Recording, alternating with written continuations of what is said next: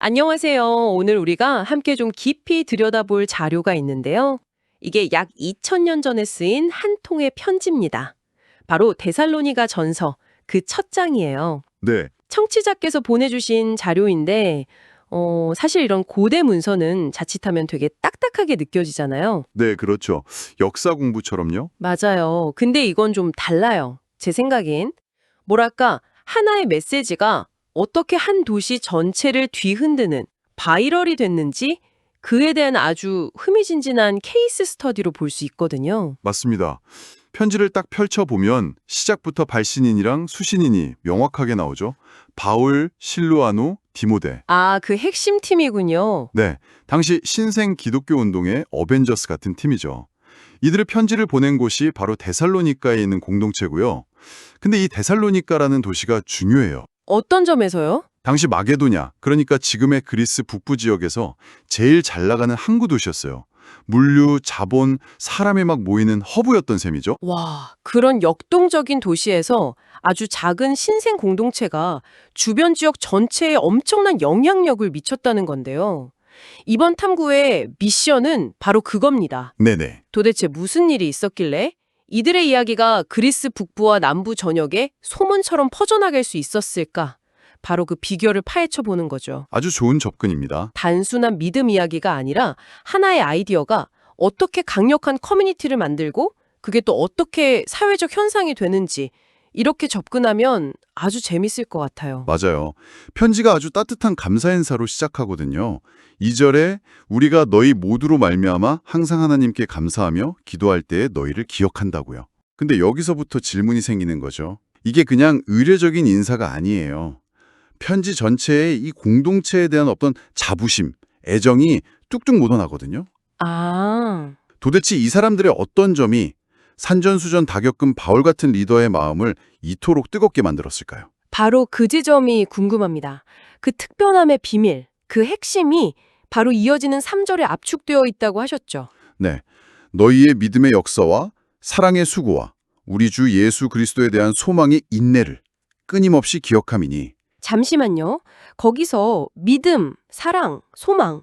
솔직히 이 단어들만 들으면 너무 많이 들어서 좀 상투적인 느낌도 들잖아요. 그렇죠. 누구나 하는 말 같죠? 근데 바로 뒤에 붙는 단어들이 핵심입니다. 아, 역사, 수고, 인내. 네, 아주 구체적이고 에너지가 필요한 단어들이 딱 붙어 있으니까 갑자기 느낌이 확 달라지죠. 그러네요. 추상적인 감정이 아니라 뭔가 행동이 보이는 것 같아요. 바로 그겁니다. 이건 추상적인 덕목 리스트가 아니에요. 이 공동체를 떠받치고 있던 세 개의 단단한 기둥이었죠. 이걸 하나씩 뜯어보면 이 공동체의 진짜 모습이 보여요.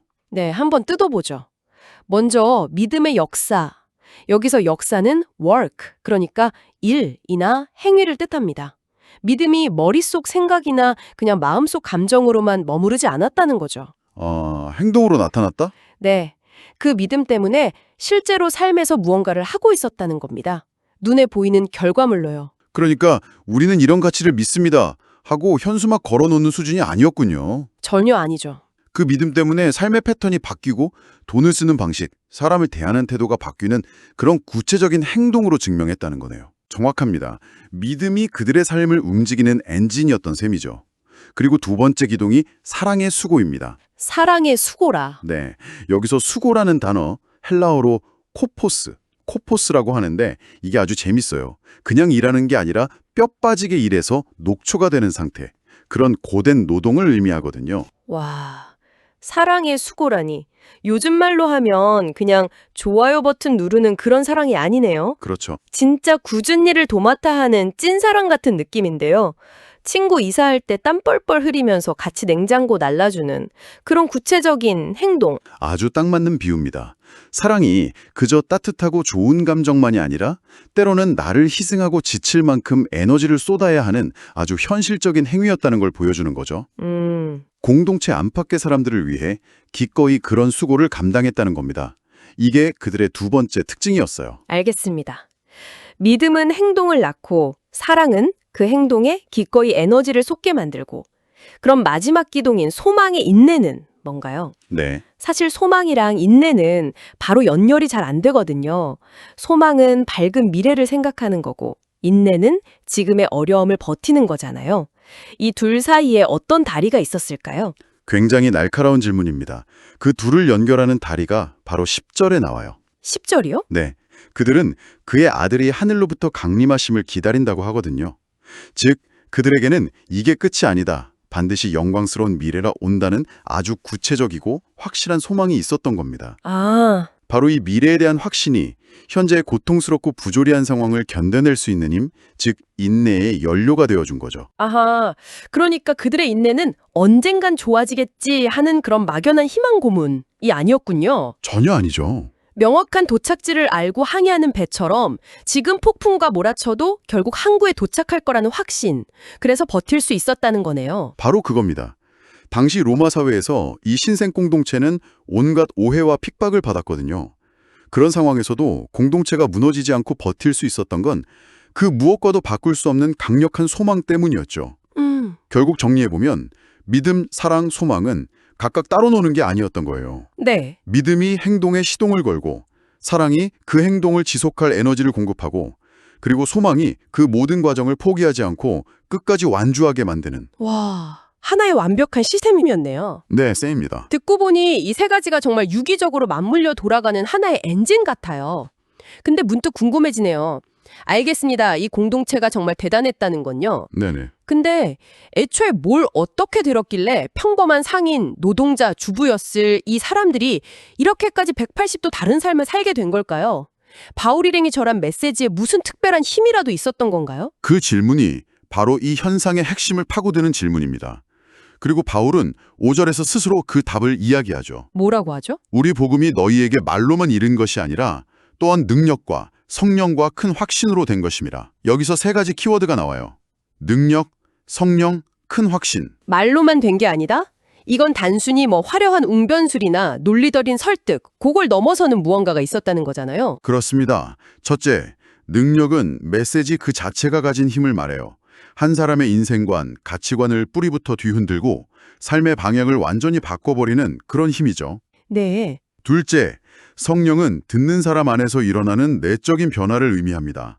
아무리 좋은 말도 듣는 사람이 마음을 닫으면 소용없잖아요. 그렇죠. 그런데 성령이 듣는 사람의 마음을 열고 그 메시지가 진리임을 깨닫게 하고 그걸 자신의 것으로 받아들이게 하는 역할을 했다는 겁니다. 컨텐츠 자체의 힘, 그리고 그 컨텐츠를 수용하게 만드는 내적인 힘.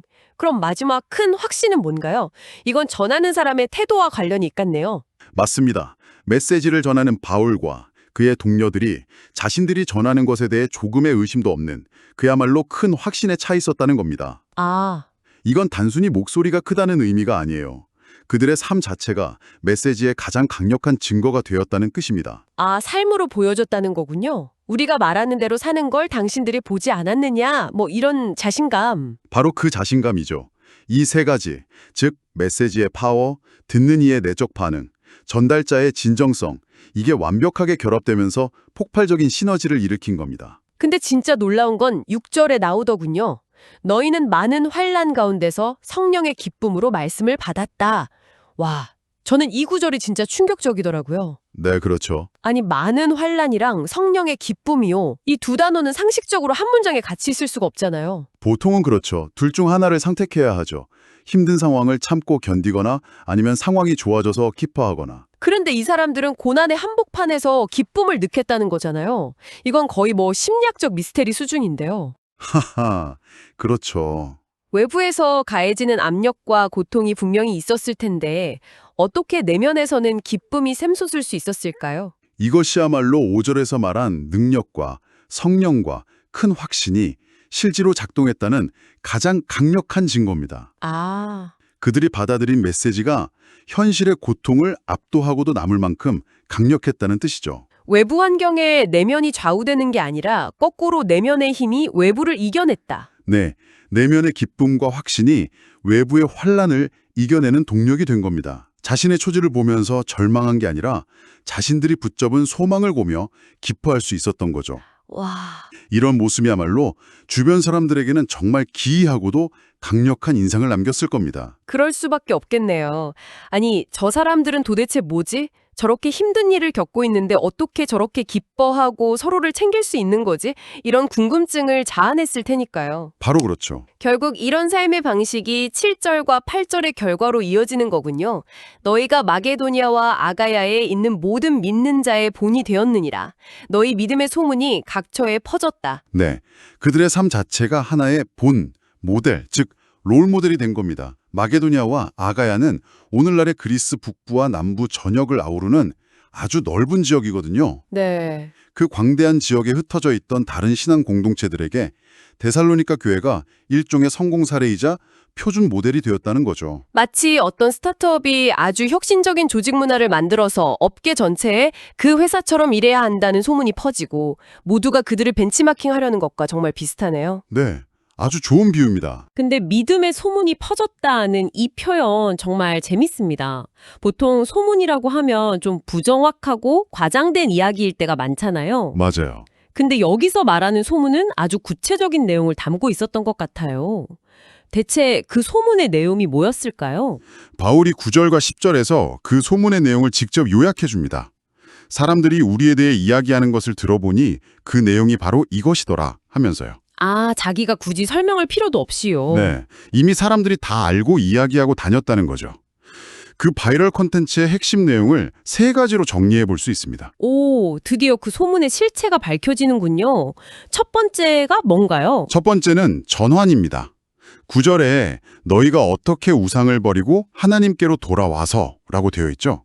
지금 우리에겐 이게 그냥 믿는 신을 바꾼 것처럼 단순하게 들릴 수 있지만 당시 로마 사회에서 이건 엄청난 사건이었습니다. 그쵸. 당시 우상을 섬기는 건 종교 행위를 넘어서 그 사회의 경제, 문화, 정치와 다 얽혀있는 삶의 방식 그 자체였잖아요. 네, 모든 것이요. 길드 모임에 가도 우상에게 제사 지내고 시장에서 고기를 사도 신전에 바쳤던 고기일 수 있고 그걸 다 거부한다는 건 거의 나는 이제부터 이 사회의 구성원이 아닙니다라고 선언하는 수준의 충격이었겠네요. 맞습니다.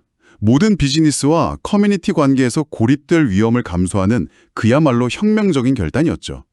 데살로니가 사람들이 기존의 모든 사회적 관습을 버렸더라. 이게 소문의 첫 번째 내용이었습니다. 와, 아주 구체적이고 충격적인 뉴스였네요. 예, 그럼 소문의 두 번째 내용은? 섬김이겠군요. 맞습니다. 우상을 버린 그 빈자리에 새로운 삶의 목적이 들어선 거죠. 바로 살아계시고 참되신 하나님을 섬기며 이전에는 죽어있고 생명 없는 우상들을 위해 시간과 돈을 썼다면 이제는 살아있는 창조주를 위해 그리고 그 창조주가 사랑하는 이웃을 위해 살아가는 완전히 새로운 삶의 방식이 시작되었다는 겁니다. 삶의 방향과 목적이 완전히 바뀌었다? 네, 그 사람들 사는 이유가 완전히 바뀌었대. 이게 소문의 두 번째 내용이었어요. 과거와의 단절 그리고 현재의 새로운 목적. 그럼 마지막 세 번째는 미래에 대한 이야기겠군요. 정확합니다. 세 번째는 기다림, anticipation입니다. 10절에 그의 아들이 하늘로부터 강림하심을 기다린다는 것. 아, 아까 나왔던 소망의 인내랑 바로 연결되네요. 네, 직접 연결되는 부분이죠.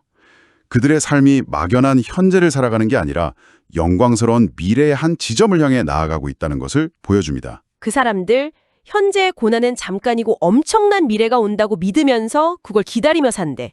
이것이 소문의 세 번째 핵심 내용이었군요. 네, 맞습니다. 그렇군요. 그 소문이라는 게 뜬구름 잡는 신비한 이야기가 아니었네요. 전혀 아니죠. 그들이 사회적 불이익을 감수하고 낡은 관습을 버렸다. 과거. 완전히 새로운 목적으로 서로를 섬기며 살아간다. 현재. 그리고 엄청난 희망을 품고 미래를 기다린다. 미래. 이 과거, 현재, 미래를 아우르는 구체적이고 관찰 가능한 사실들의 묶음이었던 셈이군요. 바로 그겁니다. 이 소문은 그 공동체의 정체성을 가장 명확하게 보여주는 요약본이었던 셈이죠. 그들의 삶의 변화가 너무나 구체적이고 강력했기 때문에 굳이 홍보할 필요도 없이. 네, 바울이 굳이 우리 성도들이 이렇게 훌륭합니다 할 필요도 없이 주변 사람들이 먼저 알아보고 이야기하는 진짜 뉴스가 되었던 겁니다. 오늘 이야기를 쭉 따라와 보니까 한 작은 공동체가 세상을 놀라게 한 비결이 선명하게 그려지네요. 정리해보자면 그들의 영향력은 행동으로 증명된 믿음의 역사, 네, 그리고 기꺼이 희생을 감수한 사랑의 수고, 또 어떤 환난 속에서도 기쁨을 잃지 않게 한 소망의 인내, 이 세 개의 기둥에서 나왔고요. 그리고 그들이 받아들인 메시지는 단순한 말이 아니라 전달자의 삶으로 증명된 큰 확신과 듣는 이의 마음을 움직이는 성령의 능력으로 전달되었죠. 결국 이 모든 것이 합쳐져서 한 공동체의 삶 자체가 주변 세계에 퍼져나가는 믿음의 소문이라는 강력한 사회적 현상이 된 거군요. 네, 와, 정보는 넘쳐나지만 진정한 울림은 찾기 힘든 요즘 시대에 말로만이 아니라 삶으로 증명되는 메시지는 과연 무엇일지 생각해 보게 됩니다. 그리고 더 나아가서 지금 나의 삶, 우리가 속한 공동체의 모습은 다른 사람들에게 어떤 소문으로 퍼져나가고 있을까? 조금은 서늘한 질문을 던지게 되네요. 마지막으로 한 가지만 더 덧붙이고 싶습니다. 네, 말씀해 주시죠. 이 편지는 한 공동체가 무엇을 믿는지만큼이나 그들이 무엇을 기다리는지가 그들의 현재를 결정한다고 말해주고 있습니다. 데살로니가 사람들은 그리스도의 재림이라는 분명한 미래를 기다렸고 그 기다림이 현재의 고난을 인내하고 기쁨으로 섬기는 동력이 되었죠. 그렇다면 오늘날 우리는 개인으로서 또 공동체로서 무엇을 간절히 기다리고 있나요? 승진, 경제적 안정, 아니면 더 나은 세상. 그리고 그 기다림은 우리의 현재 행동과 태도를 과연 어떻게 만들어가고 있을까요? 이 질문을 각자 곱씹어 보는 것이 오늘 탐구의 의미 있는 마무리가 될 것 같습니다.